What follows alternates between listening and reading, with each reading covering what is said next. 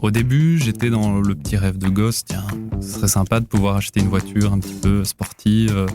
Enfin voilà, le truc un petit peu débile, entre guillemets, mais qui, est la carotte pour investir, faire des efforts, parce que ça reste quand même pas mal d'argent à l'époque, surtout j'étais tout jeune. Et donc, au fur et à mesure que l'action augmentait, atteignait parfois des chiffres un petit peu délirants, je me disais, mais attends, pour une voiture, c'est peut-être un peu ridicule. Et peut-être que là, je pourrais carrément faire un achat immobilier. Je pense que oui, il y a un peu de regret là-dedans, puisque j'ai peut-être été un petit peu trop greedy, comme on dit. T'as acheté une Tesla avec tes actions Tesla. J'ai acheté la moitié, on va dire, grâce à ça. Ok. Mais j'aurais pu acheter l'entièreté à quelques mois après. Celui qui a acheté la moitié de sa Tesla après avoir vendu ses actions Tesla, c'est Jonas. Habitant dans la région parisienne, notre invité de la semaine a choisi de mettre ses économies dans toute une série d'acteurs de la transition écologique comme Tesla. Passionné de mobilité douce et très attaché à des principes éthiques, ce jeune investisseur a porté son choix tout naturellement sur l'entreprise d'Elon Musk, et cela à une époque où Tesla n'était pas encore ultra prisé par tout qui s'intéresse à la bourse. Dans cet épisode, Jonas nous expliquera ce qui l'a poussé à acheter les actions de nombreux constructeurs de véhicules électriques. Il nous détaillera aussi les raisons qui l'ont poussé à se débarrasser de ces mêmes actions Tesla à force de ne plus être en accord avec les choix du patron de la marque. Un journaliste de la rédaction de l'Écho reviendra aussi sur les récents résultats affichés par le constructeur de voitures électriques et la valorisation de la société à la bourse de New York, qui a déjà fait tourner la tête à plus d'un analyste financier. Je suis Salim Nesba et je vous souhaite la bienvenue dans ce nouvel épisode de Tracker.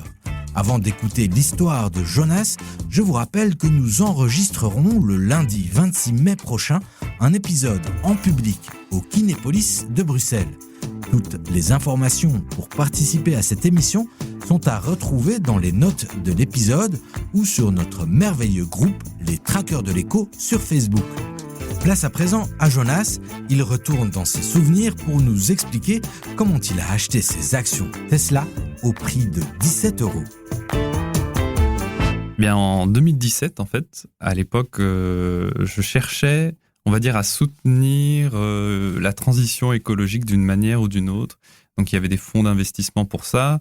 Et puis, il y avait aussi le fait de financer une entreprise. Donc, à ce moment-là, j'ai regardé un petit peu. J'ai aussi suivi un peu la règle du n'investir que dans ce qu'on connaît. Et à ce moment-là, l'automobile et le fait que des voitures électriques arrivaient au fur et à mesure. À l'époque, c'était un petit peu la grande inconnue, la grande ruée vers l'or, on va dire. Et je me suis dit, tiens, ça peut être une bonne opportunité. Et là, j'ai vu notamment Tesla. Et donc, j'ai décidé d'investir dans la marque à ce moment-là.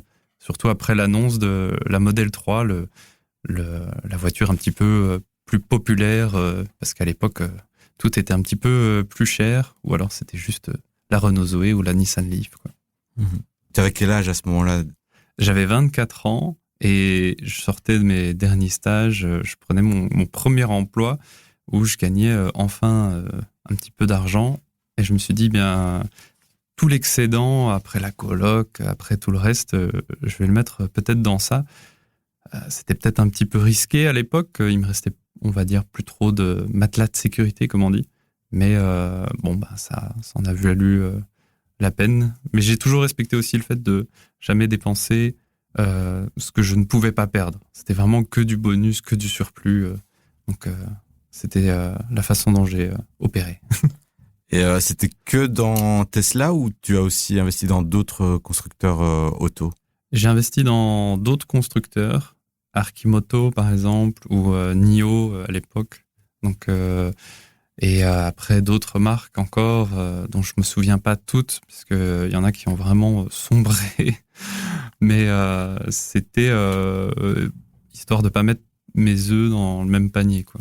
Donc, j'ai surtout investi dans Tesla. C'était vraiment le principal actif. C'était la marque en laquelle je croyais le plus, puisque tout ce qui était construction de véhicules, c'était ce qui avait le plus logique, puisque vraiment les usines étaient là. tout ce qui était, c'était plutôt bien réfléchi, quoi. Donc, et encore maintenant, ça a complètement remis en cause le modèle actuel, puisque on va dire qu'ils construisent les constructeurs traditionnels ont cette façon de faire qui est, on va demander à plein d'autres acteurs de construire les roues, de construire le volant, de construire etc. Et ça vient de plein de pays différents, que Tesla a décidé de faire tout dans une même usine, faire les sièges, c'était du jamais vu à l'époque. Et cette intégration verticale, encore maintenant, tout le monde essaye de copier le plus vite possible parce que ça assure des marges qui sont hors normes, quoi.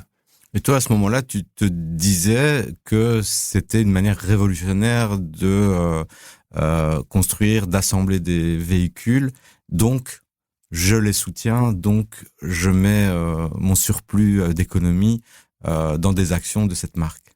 Oui, voilà. Et puis, c'est vraiment, on va dire, la réflexion un petit peu pépère de l'investissement, c'est je vais soutenir une entreprise à long terme. D'ici 5 ans, peut-être que je ferai un bénéfice, je serai content. Mais c'est aussi soutenir de manière, entre guillemets, éthique, puisqu'il y a tout un paradoxe autour de ça, puisque c'est quand même des voitures. Je suis pas vraiment pour la voiture, en tout cas à grande échelle, qui envahit la ville, etc. Donc, la voiture personnelle, je pense pas qu'elle ait un avenir serein. Donc, c'était investir dans quelque chose auquel je croyais. Et puis, je comprenais également les tenants et aboutissants de tout ce qui se passait. Donc, j'avais vraiment une meilleure maîtrise du sujet et je pouvais investir dessus, quoi. Alors là, je ressors mon ordinateur pour faire un petit calcul. Si je prends l'action Tesla, on va dire à la fin 2017, et que je calcule malgré les hauts et les bas récents, on est quand même à une évolution, à un rendement en 4 chiffres aujourd'hui. Alors, est-ce que tu as toujours tes actions Tesla aujourd'hui ? Alors non, j'ai tout vendu. J'ai tout vendu à regret d'ailleurs, parce que c'est vraiment au fur et à mesure des petits trucs qui ne m'allaient pas du tout. Du style Elon qui a décidé de retirer les radars des voitures. Tu dis Elon parce que oui. En tant qu'actionnaire, exactement. On crée un petit lien de. Tout à fait, oui. Oui, et puis on lui fait pas forcément l'honneur de l'appeler en entier. Mais... Et c'était à quelle période que tu t'es débarrassé alors de tes actions Tesla ? C'est en fait à l'époque où il a racheté Twitter. Donc il y a eu une énorme chute des actions sans qu'on sache pourquoi. Et on a su d'un coup, en fait, il avait vendu des sommes astronomiques pour s'acheter son petit réseau social à lui. Mmh. Donc, le fait de délaisser la sécurité pour une meilleure rentabilité avec l'absence des radars, plus le rachat, moi, en fait, il y avait quelque chose qui collait plus avec la volonté que j'avais au tout début d'investir dans cette entreprise. Je croyais plus vraiment au fait qu'ils suivaient donc leur ligne qui était accélérer la transition du monde vers un futur plus écologique. Donc j'ai décidé de tout vendre aussi à regret parce que c'était pas la bonne période, mais psychologiquement il y avait une dissonance qui était trop forte et c'était un petit peu trop fatigant de voir cette chute tous les jours. Donc j'aurais certes pu faire plus d'argent plus tard, mais ce serait vendre alors que il est avec Trump et tout. Donc c'était, je pense que je suis très content encore aujourd'hui d'avoir vendu avant. Mmh. Et en plus, du coup,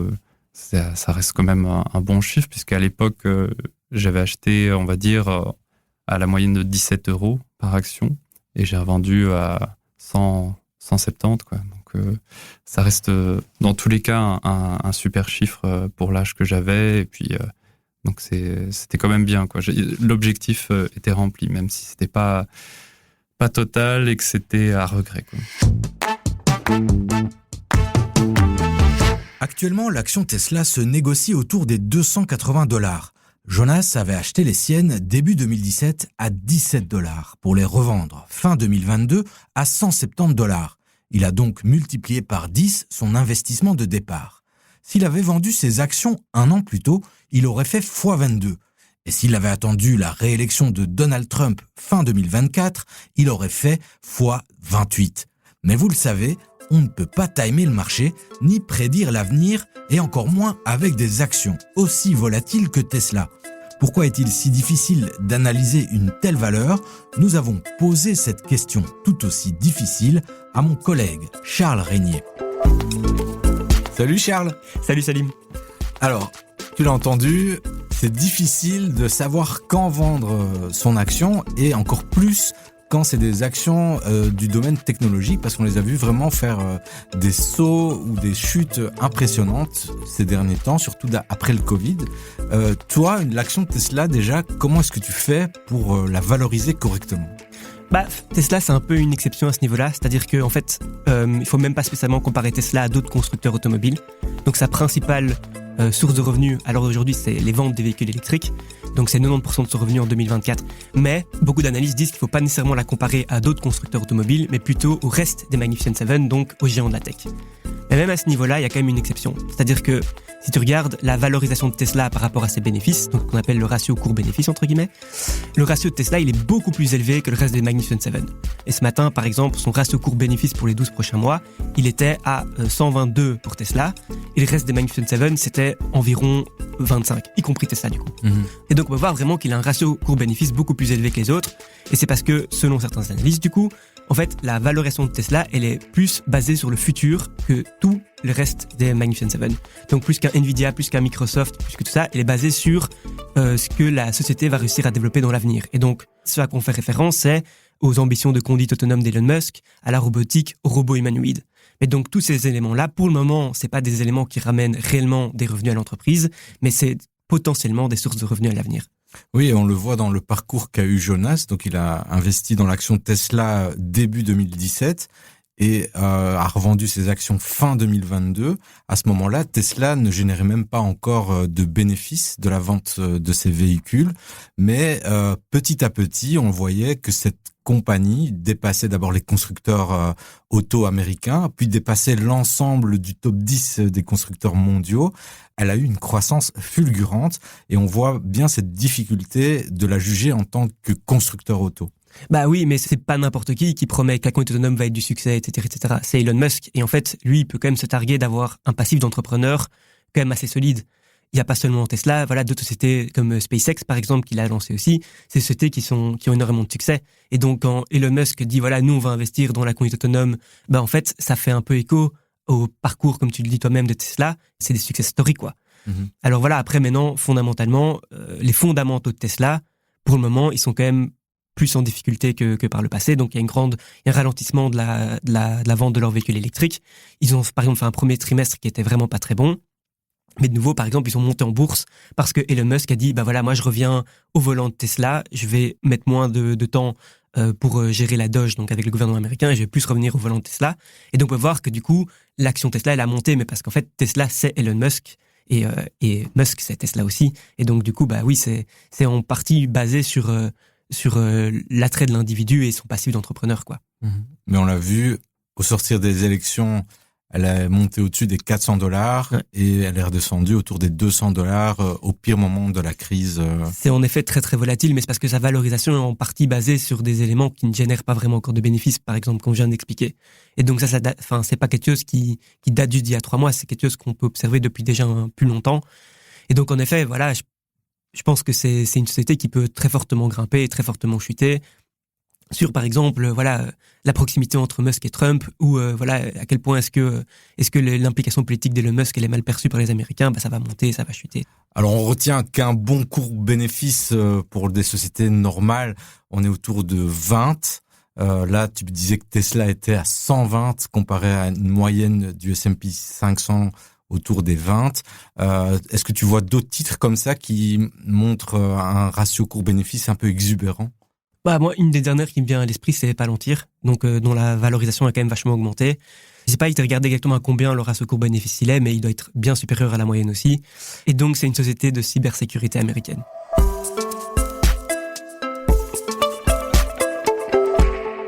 Il est temps de scanner le portefeuille de notre invité. Son aventure avec Tesla avait commencé avec quelques milliers d'euros investis dans ce qui n'était à l'époque qu'un tout nouveau constructeur misant sur la voiture électrique. Combien a-t-il investi d'argent? Quels ont été ses autres paris? Et à quoi s'intéresse-t-il actuellement? Jonas nous dit tout en passant en revue le contenu de son portefeuille d'investisseur. J'aurais peut-être pu gagner entre 50 et 40 000 euros au plus haut, avec impôt déduit, que là j'ai finalement gagné 20 000 euros, quoi. Donc c'est impôt déduit également. Donc c'est voilà, la différence à quelques mois près était assez folle, mais quand même pu permettre de financer l'achat de la voiture. Et sans être trop voyeuriste, pour combien à peu près d'euros investis? Alors 3 500 à peu près. Donc le retour est plutôt pas mal. Sur 5 ans, ça fait un petit salaire, on va dire, mais c'était décevant pour ce que j'aurais pu avoir, parce qu'à un moment, les chiffres sur mon téléphone, c'était du plus de 70 000 euros. J'y croyais pas trop. Et je me dis, mais si ça peut encore monter, ce serait peut-être un appartement et plus forcément une voiture. Donc j'ai été patient. Est-ce que tu as complètement abandonné les autres constructeurs électriques ou c'est que Tesla que tu as liquidé? À la base, c'est que Tesla. Et puis, j'ai eu besoin d'argent pour l'achat d'un appartement. Et donc là, j'ai liquidé tout. Et aujourd'hui, dans ta situation actuelle, il n'y a plus aucune action en ta propriété. Tu n'as plus aucune action de constructeur auto. Si, j'en ai encore. Et notamment NIO. Et ça, c'est une marque chinoise. Donc, encore une fois, le côté éthique de l'investissement, pour moi, c'est une question un peu fondamentale. Et c'est peut-être celle qui me paraît la moins attachée au gouvernement, qui a peut-être le moins d'aspect négatif que le fait d'être une marque chinoise peut mettre en cause, quoi. Et elle a connu une autre courbe que celle de Tesla, où il y a eu un emballement après le Covid, mais après une grosse chute. Et aujourd'hui, on est toujours sous le prix d'introduction en bourse. Il y a eu de très grosses chutes et il y a eu également de très grosses hausses. Et donc, j'ai raté notamment le coche au moment où elle valait $1, puisque quelques mois plus tard, elle valait $60. Donc, pour NIO, j'ai pas non plus eu les très bons timings. Et donc, c'est un petit peu regrettable, mais je m'y remets. Là, en fait, après avoir acheté l'appartement, la voiture, je me remets à investir au fur et à mesure. Et donc là, je reçus à nouveau toutes les actualités, parce que à l'époque où j'ai investi, vraiment, je faisais une veille journalière de toutes les actualités. Je regardais tous les jours. C'était presque un mini travail d'1 heure, on va dire, tous les jours à regarder, à m'informer, à essayer de une voir. Gymnastique. Voilà, exactement. Et à partir du moment où j'ai vendu, j'ai tout coupé. J'ai coupé Twitter, j'ai coupé tous les réseaux sociaux, j'ai coupé toutes les infos, je regardais plus rien. Je suis vraiment, j'ai dit c'est terminé, c'est bon. Donc c'était quand même de l'investissement actif, contrairement à mettre de l'argent régulièrement dans un ETF par exemple et ne pas forcément s'intéresser à l'actualité. Je te posais aussi la question de est-ce que tu as tout vendu d'un coup ou pas, parce qu'en général on conseille aussi de que ce soit à l'achat ou à la vente d'y aller par couche. Toi, comment tu vivais avec cette volatilité-là? Est-ce que c'est pas ça justement qui t'accrochait un peu à l'actu et qui t'imposait un peu cette gymnastique quotidienne? Je dirais qu'en fait c'était plutôt pour moi presque quelque chose de trop stressant en fait. Et c'est aussi pour ça que j'ai tout vendu.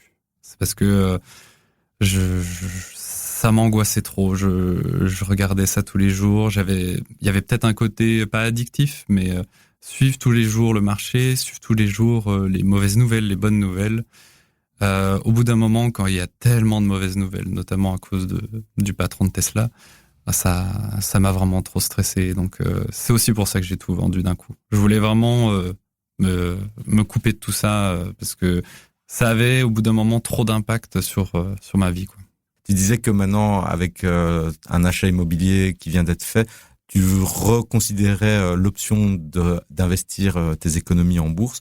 Vers quoi tes économies vont-elles être dirigées? j'essaye toujours donc de regarder dans ce que je connais, de ce que je comprends. Et il y a donc l'automobile et aussi les jeux vidéo. Donc c'est vers Nvidia également que je me suis dirigé en 2020. Déjà, en fait, j'essayais d'investir dedans, mais j'avais plus du tout les fonds. On venait d'acheter l'appartement, mais j'aurais bien fait évidemment. mais voilà, je réfléchis donc en termes de jeux vidéo, d'intelligence artificielle, et puis maintenant avec les tarifs, avec tout ce qui se passe en ce moment, je réfléchis beaucoup à un investissement qui serait plutôt européen. Et même en termes d'automobile, je vois aussi les marques chinoises, je vois tout ça. Je sais pas exactement vers qui me diriger, mais je garde en tout cas NIO comme marque de cœur. Et puis j'avais plusieurs marques européennes, notamment de motos, qui malheureusement ont fait faillite. Donc pour l'instant, ça reste beaucoup plus compliqué de trouver un petit peu une start-up qui va changer les choses en Europe du point de vue de l'automobile et de l'intelligence artificielle. Donc, pour l'instant, voilà, je cherche, mais je suis pour l'instant sur Nvidia et NIO. On rappelle aussi que tu es graphiste. Oui, je suis monteur, graphiste. Donc, tu sais ce que c'est une carte graphique. Oui. Et donc, Nvidia, j'imagine, c'est une résonance particulière pour toi. Oui, ça a une résonance et puis ça, c'est quelque chose de tangible en fait. Pour moi, l'investissement, je le vois vraiment et comme ce qu'elle était presque à sa racine, c'est je crois en une entreprise, j'ai envie qu'elle grandisse et je mets de l'argent dessus, quoi. Et si je me fais un peu d'argent dessus au bout de 5 ans ou je ne sais pas combien, bah je serais content, quoi. Mais la base même, c'est vraiment soutenir une entreprise. Et donc, c'est aussi ce que je cherche. Donc, si il y a une marque européenne qui fait une voiture électrique convaincante, qui soit vraiment innovante, j'investirai dedans avec plaisir, quoi. Et c'est ce qui explique aussi peut-être ton appétit pour les actions, pour faire du stock picking. C'est, tu veux vraiment soutenir des projets entrepreneuriaux et pas forcément des secteurs ou entrer dans de l'investissement plus passif. Oui, je trouve ça vraiment beaucoup plus intéressant parce que tous les jours, on va voir l'évolution, on va voir même dans les journaux spécialisés, tiens, aujourd'hui, il y a une super nouvelle, tiens, aujourd'hui, il y a eu un échec.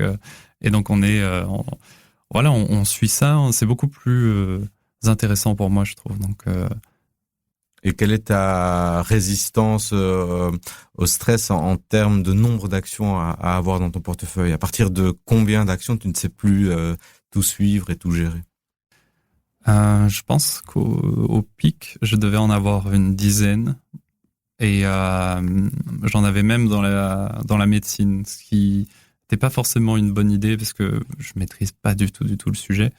Et à vrai dire, le nombre importait pas vraiment, surtout dans l'automobile, puisque c'est Tesla à l'époque, et encore maintenant, c'est un peu comme une vague, elle emporte beaucoup les autres, qui sont en plus sur le marché américain.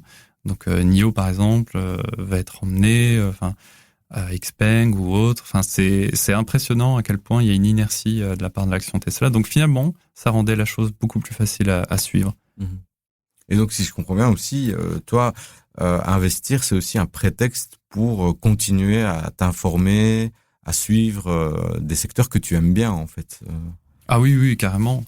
Et ça rend finalement la chose presque plus pimentée, même si il y a un conflit d'intérêts pour pas mal de marques, ce qui, je trouve, envenime pas mal le sujet, quoi. On voit que l'action Tesla souffre énormément de cette exposition de son CEO à la politique américaine. Est-ce que toi, c'est un motif suffisant pour te réintéresser à l'action Tesla ou tout ce qui se passe maintenant avec l'exposition d'Elon Musk te dit non, je ne vais pas éthiquement investir dans ce type d'action?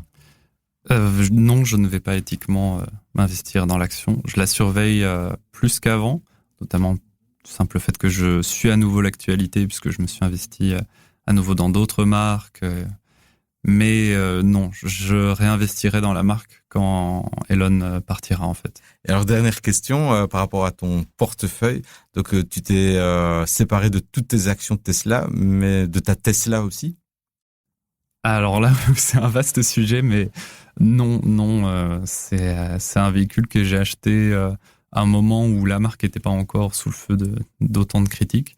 Et ça reste une voiture qui remplit exactement toutes les cases pour moi. C'était quelque chose qui me permettait d'aller voir ma famille dans le sud-ouest, dans le sud, en Belgique, puisque j'habite encore Paris, de manière beaucoup plus facile et en faisant beaucoup d'économies, puisque je me rappelle de beaucoup de moments où on m'invitait et j'ai dit mais non, l'aller-retour en Belgique c'est 180 € avec ma petite Peugeot, donc je peux pas quoi. Donc là c'est beaucoup plus facile, je peux voir beaucoup plus mes amis et je trouve que garder la voiture pour moi ça fait sens, en tout cas tant qu'elle est sous garantie.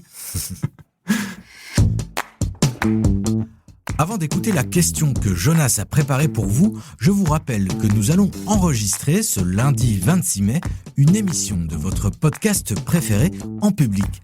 Cela aura lieu au Kinépolis de Bruxelles et il est possible de vous inscrire gratuitement à l'adresse leco.be/trackerlive en un mot. Nous mettons tous les détails dans les notes de l'épisode et dans notre groupe Les Trackers de l'Éco sur Facebook. Je vous laisse à présent écouter la question que Jonas souhaite vous poser. L'éthique, en tout cas la volonté de l'être, entre guillemets, parce que avec tous les paradoxes que ça entraîne, ça a été un peu central pour moi, ça a influencé mes choix, ça a influencé des achats et des ventes. Donc à ce moment-là, je me demandais si vous les trackers, ça vous intéressait et dans quelle mesure en fait ça a influencé vos choix. Et comme par exemple pour Tesla, qui est au cœur de l'actu en ce moment. Envie de répondre à Jonas ou d'entrer en interaction avec nous? Écrivez-nous à l'adresse podcast@leco.be ou venez faire un tour dans notre groupe Les Trackers de l'Éco sur Facebook. C'était Salim Nesba au micro et Julie Garrigue à la réalisation pour Tracker, le podcast bourse du journal L'Éco. À la semaine prochaine.